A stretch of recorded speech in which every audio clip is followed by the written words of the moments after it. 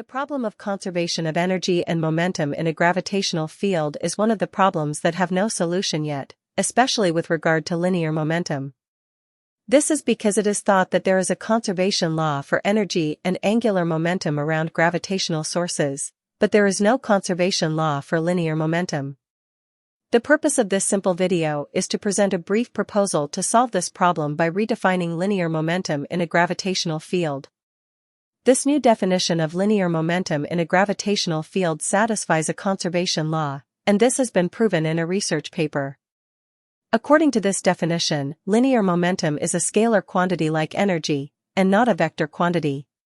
When we add the conservation law of linear momentum to the previously known conservation laws, we obtain a complete group of the laws of conservation of energy and momentum in a gravitational field.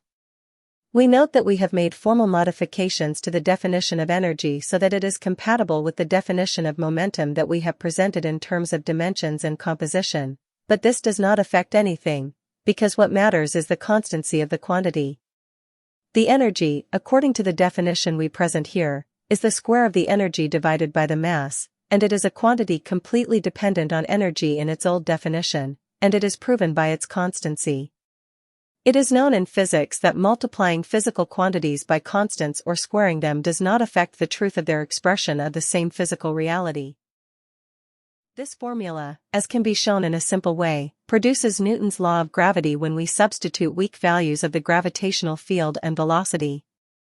If we differentiate the linear momentum with respect to the radius and then set the result equal to 0, and then substitute small values of the gravitational field and the speed of the body, in the case of bodies moving vertically, we obtain the well-known Newton's law of gravity. One of the important tests of this formula is to examine its compatibility with the results of general relativity in different applications. We find that the results of this formula coincide with the results given by general relativity. As an example, let us take the calculation of the maximum height reached by a body when it is thrown vertically upward in a gravitational field. This example shows a complete agreement with the results given by general relativity. One of the important points is also the well-known rule in the development of physics, which is that new theories and formulas must explain old theories and formulas. If we modify the definition of a quantity to be compatible with certain conditions, then this definition must reduce to the existing definition when these conditions are neglected. The form of the definition of momentum and energy that we have presented here satisfies this condition, and it can be proven that the constancy of these quantities leads to the constancy of the quantities in their old definitions, which are valid in the absence of a gravitational field.